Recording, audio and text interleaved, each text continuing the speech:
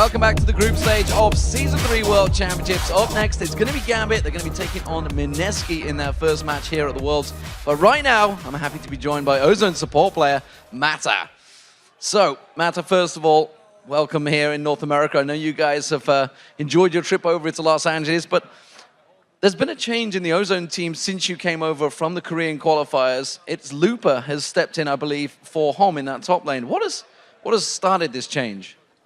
마타 선수 미국에 오신 걸 일단 환영하고요. 네. 미국에 오신 후에 그 로스터의 변화가 있었다고 난 얘기가 있는데요. 톱레인에 옴무 선수 대신 루퍼 선수가 들어왔는데 그 이유가 무엇인지요? 저희 팀이 이제 선수를 한 명 더 늘리게 되어가지고 어떻게 하면 더 전략적으로 팀을 운영할 수 있을까 해가지고 오늘 루퍼 선수가 대신 나오게 되었어요. So we ended up adding another player, Looper, to our team, and we believed utilizing Looper would add another strategic layer to our team. Do you feel he's going to be able to be fine under the pressure because he's never played at OGN Champions? Could you repeat that? Looper's never played in the OGN Champions League. It's a little bit surprising. Gambit versus Southeast Asia's MSK. And while most people here expected to see Gambit at Worlds, MSK is quite a bit of a surprise. They have a really interesting story, actually. So originally, they didn't even qualify for the Southeast Asian regionals. The Filipino champions, Exile, couldn't make it to Vietnam to play the land there, so MSK took their place in the tournament. And at the SA regionals, they got sent to the loser bracket by Singapore Sentinels, who were the favorites to win that whole tournament. But MSK bounced back, clawed through the lower bracket, and then won 2 games straight against SGS and won the champions. So MSK basically coming out of nowhere, 2-0 at the very end. Suddenly they're here at Worlds, and they've just got to rally that momentum and surprise everybody. Yeah, it's something that the Singapore Sentinels did last year as well, if you recall correctly, falling in the final. And while most people are a little bit unfamiliar with the members of MSK coming into this tournament, one player that really stood out during the qualifiers that we were talking about through their entire run was their AD carry EXO. Yeah, EXO's done very, very well. He out-dueled the Southeast Asian All-Star Chawi in that grand final matchup, and he went 28 and 28 in those 2 games. So he's put up some very good performances. And, he plays auto-attack-based carries. He plays guys like Tristana and Ezreal, who actually put out good damage throughout a fight, and that's actually really important as a carry role. So if he can keep putting all-star performances out for his team, then MSK stands a good shot in this match. Well, and while EXO and MSK are making their first appearance at a World Championship, their opponents today are seasoned World International competitors. Oh yeah, Gambit's been around for a while, and last year 4 of the 5 of them tied for 3rd at the Season 2 World Championships. These guys have never placed below 4th at a major international lane. These guys do not underperform. And so this, I'm going to say, gives them a bit of an edge coming into this tournament. Yeah, to say the least. Yeah. Because, after their 3rd place finish last year at Worlds, there was a lot of expectations for Alexish and his entire team coming into Season 3 of the European LCS. But you have to be very honest, because unfortunately for Gambit and for all of Gambit's fans, they didn't actually live up to the hype that was placed on them. You're right, they had kind of a rough time. So they had a pretty good spring split. They finished 2nd there, but then they kind of slipped up a lot in the summer split. They never held the 1st place spot. They had a very narrow run in the playoffs. They had to take the 3rd and final spot there. And a lot of this was because they lost their support player, Edward. He went over to Curse in North America, and they've made multiple roster changes since then. Right? They had Darker in there for support, swapped him out for Voidal now, and they're just now starting to gel together again. And the postseason started to finally look a little bit better, but they've got to keep that going up. They've got to have a better team coming into Worlds. Now, they boot camped in Kiev. And they had a very strong final week of the regular season. They took top 3 in the postseason there at Gamescom, so they are improving, but they've got to make a big push here in the postseason. Yeah, one of the things that really stepped out is they did continue that very good play over in the playoffs, and they have continued that boot camp, and we haven't seen how well they've been doing since then. And one of the major improvements that came out of this specific boot camp was the incredible play of their duo lane of Genji and Voidal. And the reason I really highlight that is because they stepped up their performance on the Rift during the last couple of weeks. the early stages of the summer split, Genja Yeah. plus Darker, Genja plus Voidal, was not quite as scary as it was during the playoffs. Yeah, so like we touched on before, coming into the summer split, Gambit had to replace Edward. Right, Darker Field, they put in Voidal, and communication issues were really the big struggle. We talked to a lot of the people about duo lanes, and they say it's about synergy, it's about being on the same page, and adding a new player can be rough. So yeah, it took them some time to get up to speed. That boot camp seemed to have gelled that synergy there. The duo lane and the bottom lane is getting a lot better.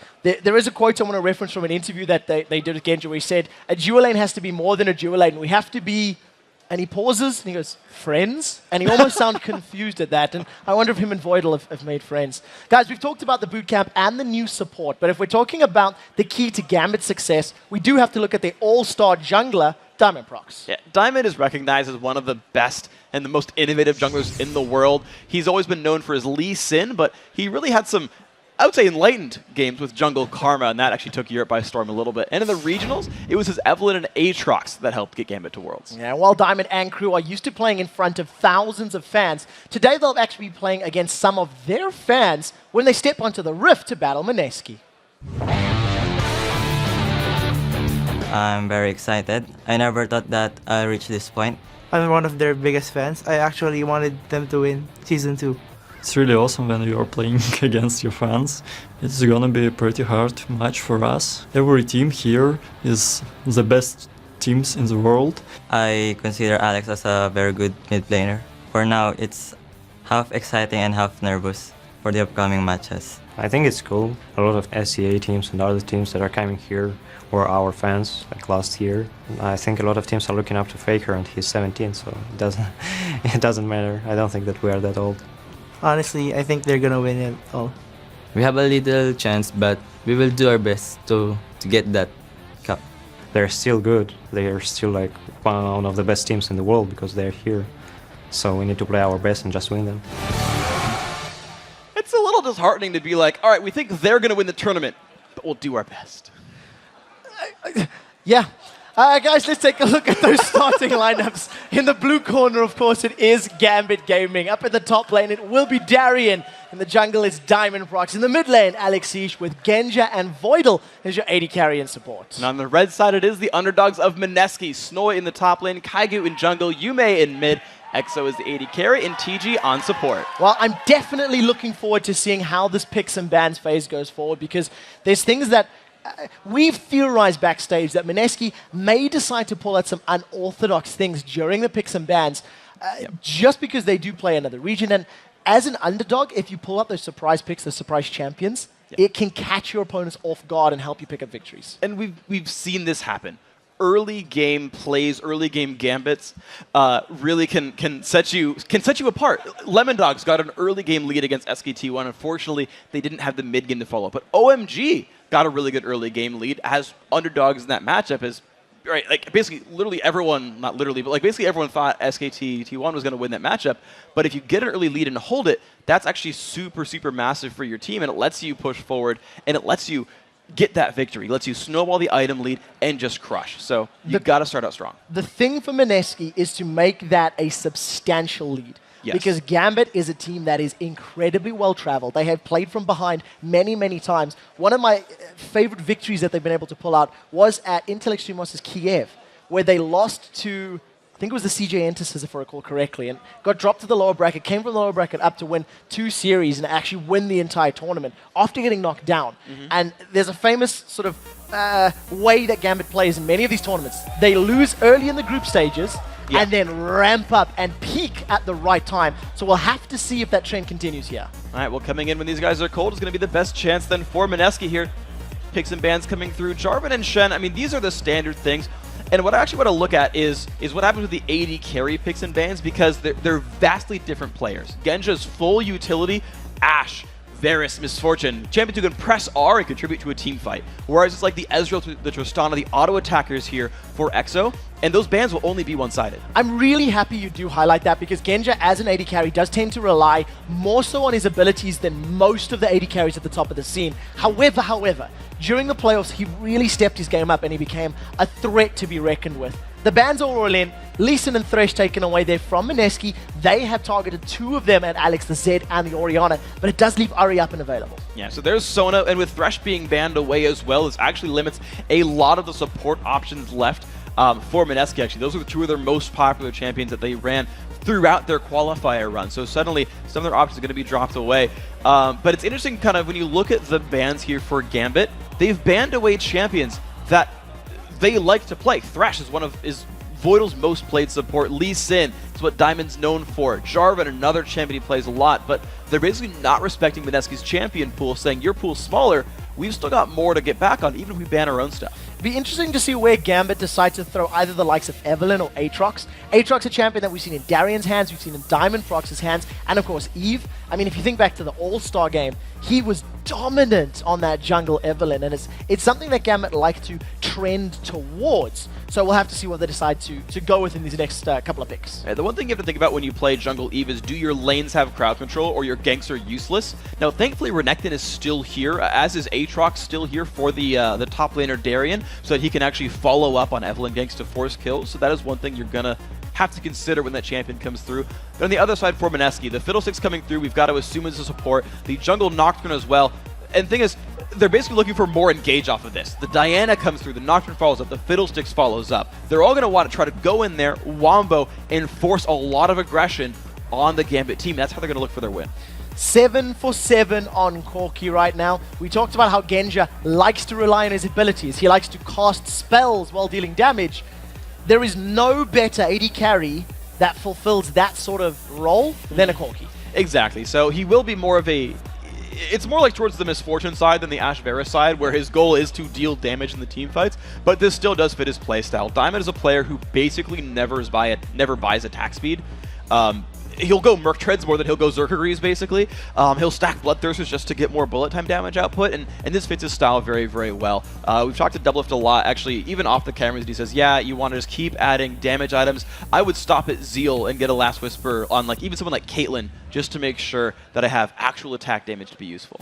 Well, we'll see how Genja decides to itemize in this particular matchup. MSK have followed up their next 2 picks with a Diana and Ezreal. So this little combo of Fiddle, Nocturne, Diana, there's a lot of sort of dive-in potential that's coming up. Yeah. And that's going to be Diana versus Uri in that mid lane. That's a matchup that we don't see all too often, but is sort of there. It's on the fringe cases. Yeah, it's interesting because both laners have really good push potential and both have pretty good kill potential. They're both able to dash in there, start a battle, crowd control their opponent. And if you get follow-up from your jungle, that's a very likely kill to come through. So it's going to be how well do these guys actually play the matchup. It's going to be more of a skill matchup, and with Alex Ich being a world-renowned mid laner, and again, MSK saying, oh, we're fans of you, you've got to assume the skill lead probably goes to Alex's side, but you never know. Up in this stage, people go superhuman sometimes. Well, it's the big stage. It brings out the best in people when you're sitting in front of this crowd and there's so much to play for. You just get completely in the moment. Now, we do see the Gambit composition with Renekton and Aatrox. They have really rounded up the sort of mobility. They've got a great in-your-face sort of potential if they want to pick those. If they do want to pick those fights. But on the same token, there's a fair amount of survivability there. Renekton's ultimate, Aatrox's passive will bring them back to life, you know, in worst-case scenarios. Gambit have built themselves a brawling competition. Their hard engage is kind of mid-range. Renekton can get in, Uri can get in, Aatrox can get in, but it's all kind of shorter range. It's not Malphite Orianna. It's not Ashe Arrow. So they're looking to fight more in the jungle and just brawl because they're really good at fighting those mid-range fights. On MSK's side, they actually have dive potential. The types of fights MSK wants are different. Even though both these teams like to 5-on-5 with their general compositions, the types of fights they can pick are very different. MSK with the top lane Zac in there will dive hard, and they will just look for openings and try to capitalize. For the most part, both of these teams have actually got comfort picks here. Yeah. I mean, you know, seeing TG on that Fiddlesticks is a slight change. His most played champions were Sona and Thresh coming into this. Thresh was banned, Sona was taken away. Exactly. So, you know, he had to switch over. Genja, not necessarily renowned for his Corki of late, but we know he played it in Season 2 and he played it phenomenally well. So everybody's playing what they're comfortable with, but know very well. And it's going to come down to whoever can make better use of their champions correctly. Yes. It is a clash of different styles, and whenever that happens, just as we've seen throughout the game so far today, when you have different styles going at each other, you've got to basically exert your style better and say, we're going to fight on our terms and keep doing that. And that's how you get yourself ahead. Well, while the players are loading up into the Rift, let's take a look at who you guys think is going to win this matchup. According to LOLesports.com, 79% of you think that Gambit will be victorious. Every single one of our analysts have picked Gambit. But traditionally, Gambit start the group stages of almost every tournament poorly. So we'll see if history or an analyst's predictions is the correct one to go for here. Remember that they're actually no. This group are not yet like educated predictions. You guys all get to cheat throughout Group A by voting in Research. and you see teams play. Research predictions. Weren't you listening, freak? To you, no. So, ladies and gentlemen, we are live for Game 2 here in Group B. Gambit on the blue side, MSK on the red side. The compositions right now definitely lean towards tons of action, and we'll have to see who's able to manage to pick up a win in this early stage. Right now, both teams starting themselves off defensively, and Kage, he's hanging himself down in this bottom lane with EXO and Yume. So Gambit already doing something a little bit different that we don't see very often. This is a research choice here. They've awarded their own Tri-Brush, expecting this invade from MSK. This is an uncommon ward. If someone uses their body to watch this, you typically see them leave when you get into that brush. You'll actually see them as they run away. So this is actually MSK not knowing they're spotted on this invade. Well, they are going to be stood right on top of that ward. Gambit will be saying, we have done our homework, and there will be little grins across the faces of the Russians as they are fully aware of their opponent's positioning. Now, they are setting themselves up potentially to trap. We'll have to see how they play this one out. As I say that, MSK advance forward, and Gambit immediately back away towards their opponent's red buff. MSK with some early vision. This gave Gambit any wards they wanted. They knew all 5 of MSK were the bottom side. MSK had to be very careful about their invade pass. But at the end of the day, the Philippines team, they got actually really good wards down. They got one over by the Wraith Brush left-hand side. They're camping to steal away red. And Gambit, now they have a pretty good idea of where they need to go, but they're still getting spotted while basically stealing back their own red. All right, Diamond Prox and Darien are going to get spotted up by that ward, so MSK are going to be aware of the steal. Gambit are going to be fully aware that their red buff is being taken away, and as it stands right now, Genja tries to steal with a Phosphorus Bomb. That's quite a bit of damage early on. What we do know he can't chase is he put that point into the Q, not the W, and at the end of the day, Kage gets away, just losing a little bit of HP. Genja was one auto attack away from stealing that was Phosphorus Bomb. I want to point out how close that was. One auto attack slower, one less auto attack from EXO, and that would have been a stolen red buff there by Genja. So despite everything, it's still a pretty smart read, but these junglers will be trading buffs equally. They both got a steal on red, they're both grabbing their own team's blue. And with a standard duo lane bottom as well, you likely won't see early jungle pressure because it's hard to force things when you don't have crowd control in your lane yet. Well, we'll have to see how it works out. Right now, TG trying to trade with Genji, and you know, at the end of the day, damage looks even, but Voidal's going to be able to heal that up in the not too distant future. He does hit level 2. We know he's got Dark Wind leveled already. But MSK are the team that's pushing, so they're actually going to hold on to a level lead for a little while here. And with that pink ward down in the brush, Voidal can no longer ward down there. Now, it's hard to force a gank with a low-level Nocturne, but as far as jungle control and brush control goes and free harass, MSK has it here. Yeah, TG just playing to be a real nuisance right now. Basically, every time a cooldown's available, he's throwing that onto Genja, just poking him and forcing him backwards, making him miss some CS. Diamond Prox has snuck himself up to the top Tri-Bush and wants Snoring. And there's no wards there. He looked at the starting build from Snoring and said there's no wards, I can sneak in and go for a gank, but Nocturne's nearby for the counter gank. So we'll have to see how this pans out. Kage is about to bump heads with Diamond Prox. They see each other. Level 3 versus level 4. Shroud of Darkness goes up. Kaigu gets thrown into the air, but the fear throws Diamond backwards. He flashes forward. Remember, Bloodwell is available, but junglers without flash. Well, that was an incredibly close trade right there. Diamond is saying, I'm going to go for the fight. And because Darien was the one pushing, he got to that fight first. It was his team that was winning the battle. But Genja's so incredibly low. He's been exhausted. The Dark Wind bounces. First blood secured by TG. Now Ignite is ticking. Voidal tries to chase him down. 70 HP as it wears out. And MSK with the first blood big play. And there's the level advantage at work right there. Genja still level 2, pretty weak barrier. And Voidal, because of how late he leveled up, only got so much time to pump healing into his teammate. Voidal has plenty of mana, but not enough time to keep Genja healthy. We'll see how this pans out. EXO right now, 23 CS to 14 as he decides to back away and starts to recall. Now, I want to highlight, EXO played Ezreal an excessive amount during the playoffs, and he built what we call the sort of elementalist build. I don't know if it still applies. I don't know if it still applies. I almost want to wait to see what he buys as he just recalled. But, so it looked like a Trinity Force build right here, but he actually had been going Bloodthirster into Static Shiv into Iceborne Gauntlet, and he was just, you know, applying elemental damage the whole time around, which isn't a thing in League of Legends, but don't worry about it. And it was just interesting and thematic, but I'm going to expect it's the standard Trinity Force style, but having Trinity Force earlier is going to be a pretty big lead for him. Yeah, we'll have to see which of these Trinity Force AD carries can get to that item first and make better use of it. Remember back to the Analyst Block segments, Doublelift was quite outspoken that Ezreal with Trinity Force not quite as awesome as Corki with that Trinity Force. See a 600 gold lead for MSK, and basically the early game has gone their favor so far. Yeah, so what you've seen with Genja is he needs to kind of keep his lane alive. Now, typical for Genja, he gets 2 to 3 Doran's Blades anyway, but he's been forced to pick this up just to try to survive and get stats for the lane, whereas Exo's already on his way to Trinity Force, has the longsword, has boots as well, so he won't even die easily. And now both junglers, though, on opposite sides of mid, looking to turn this fight around. Alex gets pulled backwards by the Moonfall, but that's massive damage. Once Diamond Prox joins in, Ignite is ticking away. Alex secures a kill onto Yume as the Bloodwell passive throws Diamond up into there. Kaigu is going to use that Shrine of Darkness to block a spell, but cannot stick through the sustained damage, and a successful gank by Diamond. The burst damage coming out for Diamond is so much right there, forcing the kill.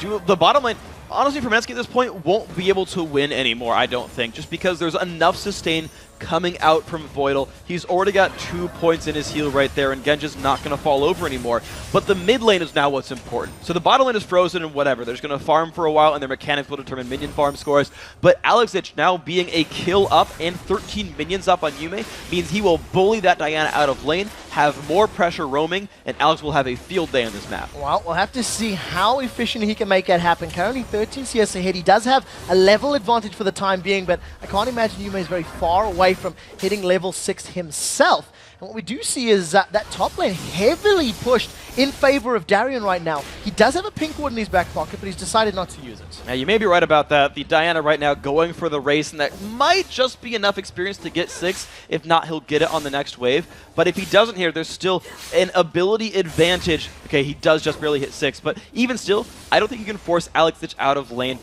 Even though Alex hasn't picked up any more durability, just the 2 Doran's Rings on each side, there's just not enough damage out here unless Nocturne forces his way in. Well, Nocturne does actually have his Paranoia available, so that's a pretty easy way in if you're looking for an opening. But the question is whether or not that's going to be enough to stick to Alexich's Uri. He's got 3 charges on this for a Russian, a Fiendish Codex to boot, so some CDR to make it even more available, more often, moreness with that item. Yes, exactly. So it's just going to be Alex, again, running around at the map. He has enough ability power now that by the time he hits level 9, he will one-shot caster minions with Orbo Deception. Even now, they'll only take about 1 auto attack to make sure he clears the wave. So Alex will keep Yume at his turret, and basically, Diana has to ask permission to leave his lane. What we've seen from both of these teams thus far, with the exception of the 2v2 in the bottom lane, is that Diamond Prox and Kaigu have sort of, Kage rather, have moved to the same positions relatively similarly. You can see now once again, Diamond Prox and Kaigu in the same area of the map. TG is going to throw down the Fear onto Voidal. Ignite now is stuck onto Fiddlesticks. He's back with about 450 HP. And you can see that Kaigu is just going to backward cling. They seem to be ganking in similar parts. The Gambit has ward control. Diamond is not spotted coming in. True Shot Barrage goes down. There comes the Paranoia. We're going to see Nocturne fly forward. He throws himself onto Diamond Prox. Now the Blades of Torment actually misses. There's no Blood Well available. MSK secure the 2nd kill of the game. Genja falls so low, and the exhaust mitigates any kill potential. The just amount of crowd control that comes out of Fiddlesticks with his abilities. He has not got a point in Drain. It's 2 in the Silence, 3 in the Terrify, used Exhaust as well. That's so good at locking up targets. And Diamond, look at his build. There is not a shred of tankiness in that build. He's only level 6. That is an easy champion to destroy when you focus your efforts. Darian is not respecting Snoy here at all. He's doing this lane cutting with Renekton, farming between 2 towers. And Darian, a player in EU that traditionally feeds to win. The running joke is, if Darian goes 0 and 5, Gambit will win the game. Because whenever he's being focused by his opposing team, Gambit tend to use that to control Dragon and push other objectives. And right now, he's painting a massive bullseye on his back. Yeah, he is, but he's building tanky is the thing. The Giant's Belt already done right here. Not even going for the standard Spirit Visit build you sometimes see against a magic damage top laner. He's like, no, I'm building Sunfire. I'm going to be a split pusher. You're going to hate your life. I'm sorry, MSK, but Darien is here to stay in that top lane. Well, let's see how effectively Darien can continue to push it out. A decent-sized wave in front of him, so this will even out those numbers. And across the board, it is still very, very close. Alexic holds on to a very minor 9 CS lead in the top lane. And we see some differences here from our AD carries. Phage picked up for Genji's Corki, as opposed to a Sheen pickup from EXO's Ezreal. And we imagine they're both working towards that Triforce as quickly as possible. The pickup for EXO makes a lot of sense right there. Longsword actually lets you last hit under turret. You'll actually, it guarantees you can last hit minions, either melee or range, without support from your support. So that was a smart pickup, but Sheen is so easy to apply from Ezreal. It's actually the build I would recommend as well for both these champions, because it's much easier to apply with Mystic Shot than it is for Corki. But the interesting thing is, with Gambit's ganks failing, they wanted that bottom lane gank to go take Dragon for free by building a big lead, and then Alexic is more powerful than his mid lane opponent. But with that gank failing, MSK have actually a really good opportunity to wait for the team fight phase and force them, but Diamond's coming back. So we do see Crescendo is available, as is Flash for Voidal. The question is, do they want to jump in to use that? You can see MSK grouping up towards the mid lane. It looks to be just a matter of time before somebody jumps onto their opponents. This time, though, Kaigu decides to back away and get out as safely as possible. So let's see what happens right here, because the top lane hasn't done much. The Gambit are still trying to bait a fight in the bottom lane. Darien's been sitting here for not Darien's, but Diamond's been sitting here for about a minute, but Nocturne shows top. This is not good for Darien. Darien throws down the Dominus, is going to flash away and actually gets out basically just through walking, but ultimate and flash burned. And as we talked about, spend some time giving some love taps to Darien, and Gambit say, we want to Dragon. Very well orchestrated play here by Gambit. There's not people around to stop this. Not successfully anyway. TG off to the side, and Alex goes for it. Oh, the charm doesn't land though, but TG is just getting chunked down. Between Alex and Genja, they pick up a kill and a dragon and extend the gold lead, and Darien just returns to the lane to continue farming. That was just, it was unnecessary there for TG. He, you know, there were every cooldown was available here for Gambit to use on him, and we see a lot of Ahri's kill supports. That's probably their #1 source of food, is Ahri's killing supports. And it happened right there again. TG unable to land any abilities to stop that chase down. Genji coming up from the bottom as well, really useful. But that's just a play you'll make as Gambit 100% of the time. It's just an unfortunate choice there by MSK. Who fed Ahri? It tends to be those supports, and we'll have to see if Alex can continue picking on TG's Fiddlesticks. Of course, Fiddle, with all of that crowd control, the silences and the fears, can make Alex's life very difficult. He still only holds a very small CS advantage in the mid lane, as well as that additional kill, and now Dragon Gold. I'm actually surprised by Alex's choice of build. He's not playing that sort of playmaking roam around by Deathfire Grasp and kill everything Ahri we see from most players. He's actually going towards the Abyssal Scepter, afraid of Yume. He actually does not want to get jumped on, despite the early lane matchup being good for Alex. Yume's held on, and he's got a Nocturne to dive in and force kills on Alex, so he's building a bit defensively. So to be fair, there's two things about this. There's a lot of magic damage from the rest of the MSK lineup that also backs it up, but in addition to it, you know, Alex hasn't had the strongest of splits throughout the summer split. He has been fairly hit or miss. He wasn't quite as dominant as he was in the spring split or even last year. And maybe a slightly more defensive start can at least make it safer for him to get to that power position. It's definitely something you can't discount at a tournament as large as the Season 3 World Championships. Sure, absolutely. It's just interesting to see Gambit play a slower-paced game, especially when they're a sort of like mid-game focused team of just picking fights with mid-range champions, and they're not really forcing the issue, but TG is! Oh, take a look at that. Crowstorm into a flash. Crescendo locks TG up under the tower. Massive turret damage. Ignite is ticking away. The Phosphorus Bomb picks up a kill. Now Genja carries on chasing. Remember, the Phage movement speed increase is going to allow him to chase away, and you actually see EXO using that Arcane Shift defensively. The area of effect damage from Corki, even though TG's team was body blocking for him, the AoE was big enough that he still reached in and picked up the kill. But so this is Gambit not forcing the issue, but kills still just keep falling into their laps. Good individual play, good turnarounds. Darien pulling attention, just taking global objectives is working here for Gambit. And we do see Darien. Dominus is not available. He slices once, he dices twice, and gets out cleanly away from Yume. If he hadn't set up that reset, he would have gotten picked off. That was a really nice attempt from the Moonfall there from Yume. So Gambit They're playing a slower paced game, which surprised me a little bit, but let's actually talk about what they're trying to do with this then. It's basically a game of pressure and putting damage in the turrets. Their mid lane has been out pushing the whole time, but Alex is about to get flanked. Well, we'll have to see how well Kaiger can do it, because this looks like a replay. This time around, Yume flashes out of the knockup, and that means Diamond does not get time to deal damage. They've traded Flash for mid laner for Flash for jungle, and this time around, MSK get out safely. They do get out safely, but Gambit actually has an advantage here on the mid lane. If they wanted to pressure the turret, they could do it. I'm just surprised by how defensively they're playing. This is not the Gambit I'm normally used to seeing from these guys.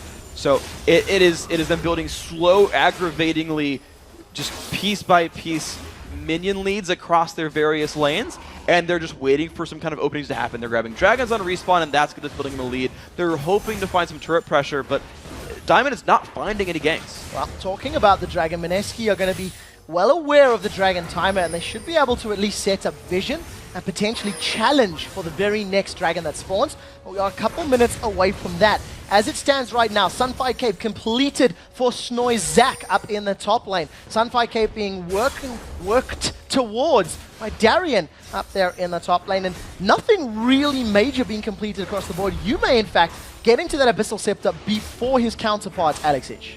Yeah, well, he did sidestep part of the build and not get a Fiendish Codex as part of that one. So I understand the fact that it's a little bit slow here. But it's actually interesting to point out is that Darien is actually still stacking armor. We actually just mentioned how magic damage heavy the MSK lineup is, but Darien just wants to go into the back line, fully whipped Crescendo. That hit nobody. This could be rough. Here comes TG, Crowstorms forward, a Valkyrie away from Genja. Even though the fear lands, it was after the Valkyrie. TG just gets shut down by the burst damage of Gambit. And a great, dare you call it, counter gank. And now Alex is looking to make a play, but Kagu's nearby. A great arcane shift. Alex continues chasing, is not going to be able to burst through the barrier. Ignite is ticking, 110 damage, and if that missile barrage had landed, it would have been enough to pick up a kill, but Alex gets away cleanly. It's not over yet, as now Yume wants to get a taste. Dragon is up in 55 seconds, and this is a repeat of the previous bottom lane fight, which Gambit were hoping would secure them a safe dragon. Yeah, exactly. It was basically Genja's reflexes being good enough to Valkyrie away from Crowstorm before the fear got applied by TG. And just like last time, unfortunately Fiddlesticks overextended by doing that and got punished for it. But now 30 seconds left to go till Dragon means that really both these teams can choose to reset for it. Darien, yeah, he's going to survive this one. Yeah, Darien's not going to be able to win a fight against Snoy plus a turret, but they were trading fairly evenly. Darien actually used his dominance there, basically just for harass and to keep pushing the wave. It's a farm lane again. You know, both of these top laners just trying to get as tanky as possible and ideally getting to a point where they can wreck the backline of their opposing team. Yeah. Well, so for what it's worth, Zac does better with no items than Renekton does with no items.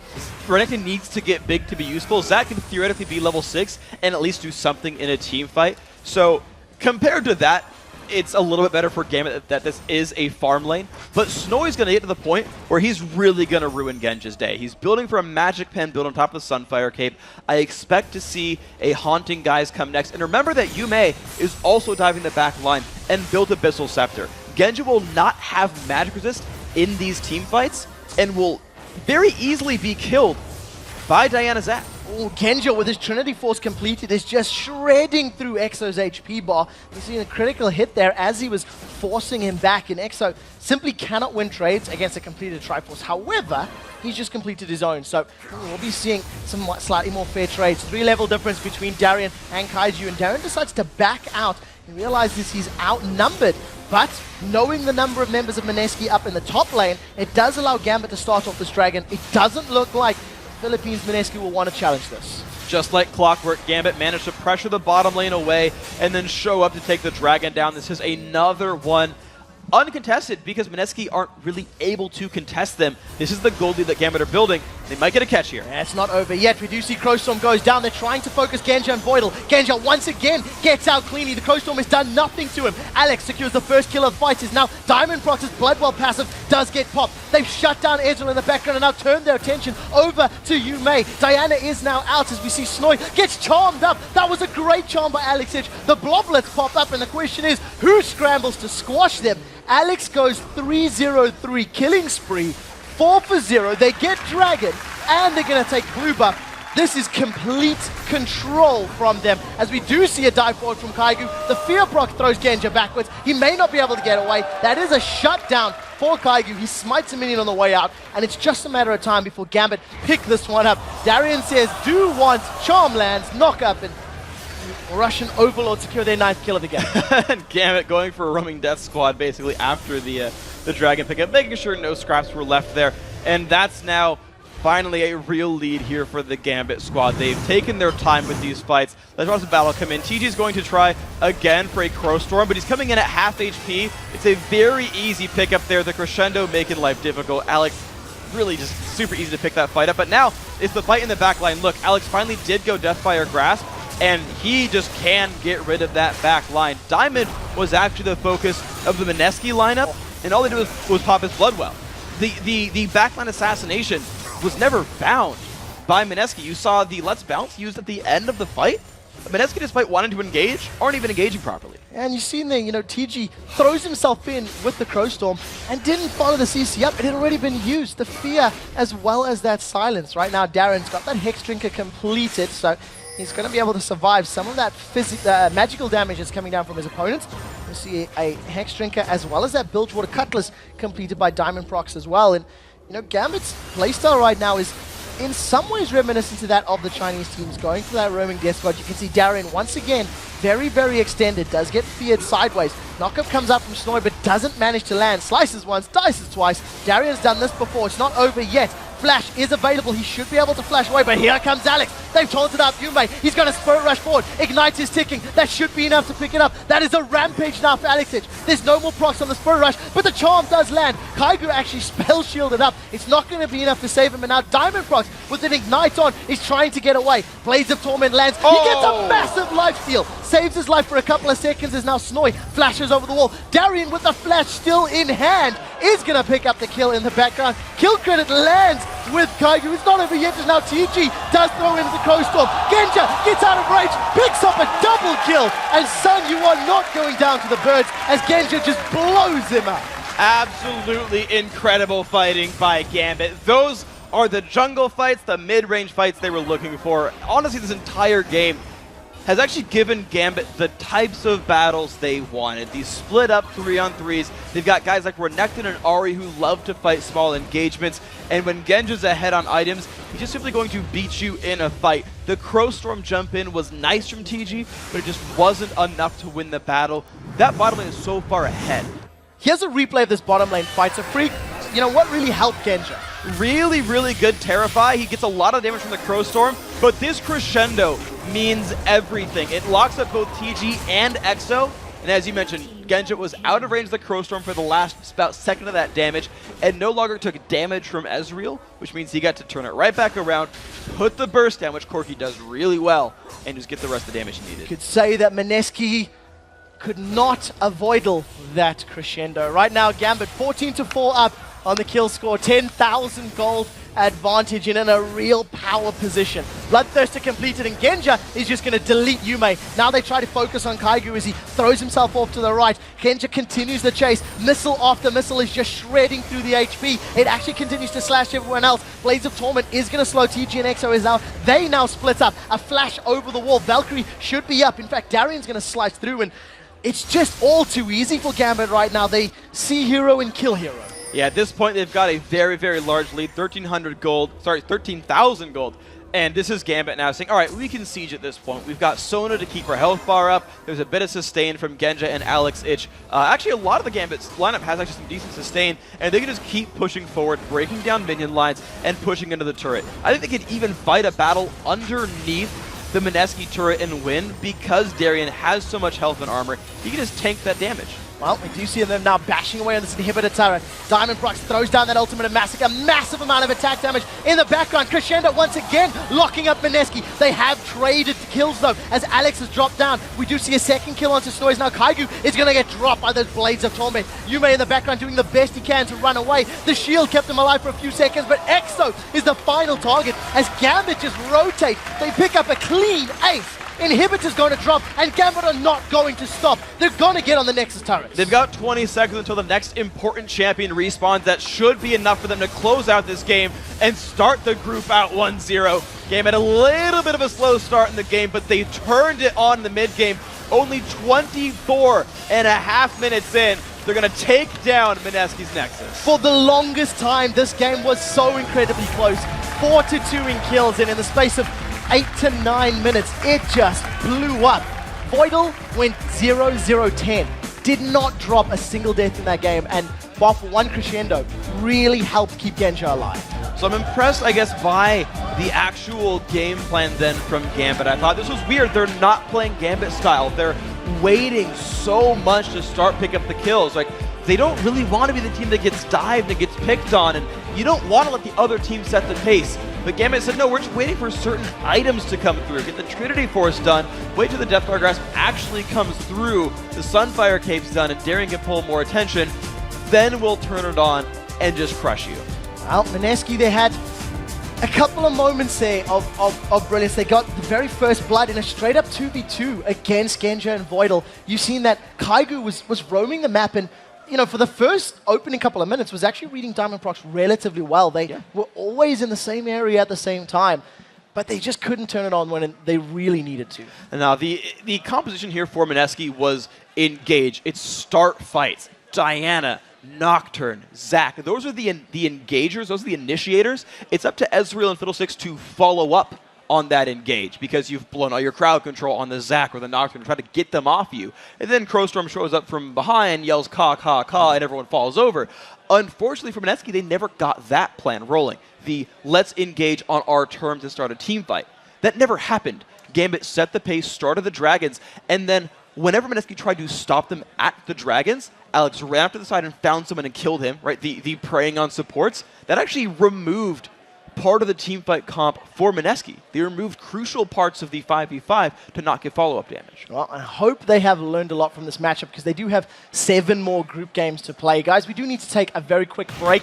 But when we return, we'll be talking to Gambit's manager, Konstantin Ikina, about his team's dominating performance. Then, the Korean powerhouse Ozone and their mid laner Dade take on ManCloud and North America's Vulcan. The League of Legends Season 3 World Championship. We'll be right back.